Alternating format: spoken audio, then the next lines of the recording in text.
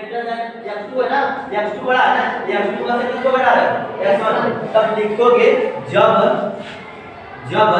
x2 is greater than x1, x2 is greater than x1, अगर x2 का मान बड़ा है और x1 का मान छोटा है तब ऊपर वाला फॉर्मूला लगाएंगे, तब ऊपर वाला फॉर्मूला लगाएंगे ऊपर, क्योंकि घटाना क्या हो जाएगा आसान हो जाएगा, क्या हो जाएगा आसान। और जब लगा x1 की वैल्यू बड़ी और x2 की वैल्यू छोटी है तब कौन सा फॉर्मूला लगाओगे दूसरा वाला आया, क्योंकि अगर x2 की वैल्यू बड़ी है और x1 की वैल्यू छोटी है तो इसमें से घटा लेंगे, अगर x1 की वैल्यू बड़ी है और x2 की वैल्यू छोटी है तो इसमें से घटा लेंगे।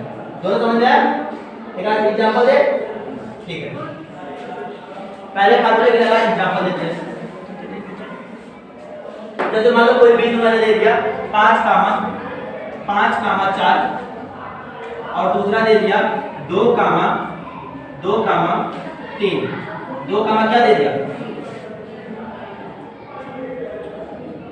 ठीक है 2, 3 लिखोगे, बोलेगा दोनों बिंदुओं के बीच की दूरी क्या करो, ए और बी कोई बिंदु है तो दोनों बिंदुओं के बीच की दूरी क्या करो। परीक्षा में कैसे सॉल्व करोगे लाला, पहले लिखोगे चूंकि दिया है, क्या लिखोगे दिया है बिंदु ए बराबर 5,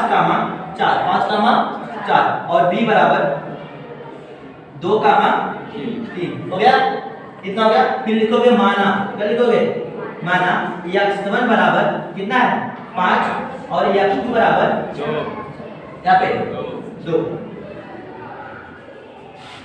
डाउट होगा तो पूछ लेना सर इसको x1 बोलेंगे, इसको y1 बोलेंगे, इसको x2 बोलेंगे और इसको y2 बोलेंगे। अब डाउट है ना, तो सर ये x1 हो गया, ये क्या हो गया x2, ये पे लाला बदल में लिखना सर y1 बराबर 4 और y2 बराबर 3। अब देखो यहाँ पे x1 की वैल्यू बड़ी और x2 की वैल्यू छोटी, y1 की वैल्यू बड़ी और y2 की वैल्यू छोटी, तो श्योर है कि सब बड़े में से छोटे को घटाएंगे, जब बड़े में से छोटे को घटाएंगे तब यहाँ वाला दूसरा फार्मूला यूज होगा, कौन सा x1 x2 क्यों, क्योंकि x1 की वैल्यू बड़ी है और x2 की वैल्यू छोटी है। लिखोगे d बराबर under root x1 minus x2 का whole square plus y1 minus y2 का होल स्क्वायर। कोई डाउट है ना, आगे लिखोगे लगा क्वेश्चन मिटा रहा है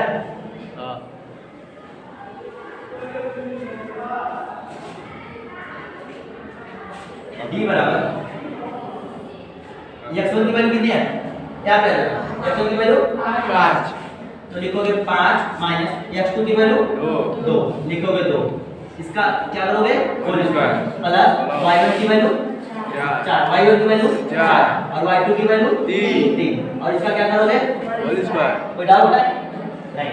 अब आगे लिखोगे लगा d बराबर, अब देखो 5 में से 2 जाएगा 3 का स्क्वायर 9, लिखोगे 3 का स्क्वायर 9 प्लस है प्लस करो 4 में से 1 जाएगा लगा 4 में से 3 जाएगा 1 और 1 का स्क्वायर 1 हो गया। अब फिर लिखोगे d बराबर कड़ी में कितना 9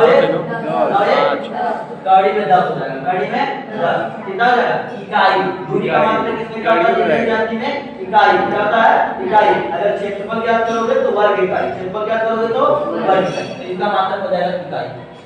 अब नहीं डाउट है ना, कैसे निकलेगा लगा लोगे, दो बिंदु रहेंगे सर, पहले x1 x2 को ज्ञात करेंगे, फिर y1 y2 को ज्ञात करेंगे, दोनों बीच के फार्मूले लगाएंगे, दूरी का सूत्र जैसे होगा लगा के फिर आंसर आएगा जो आएगा कड़ी। सर ये कड़ी का बटेगी जब लगा ये किसी का स्क्वायर बनेगा तो ऑटोमेटिक कड़ी क्या हो जाएगी बढ़ जाएगी। डाउट नहीं ना, लिखना तो क्या बेटा कुछ लिखोगे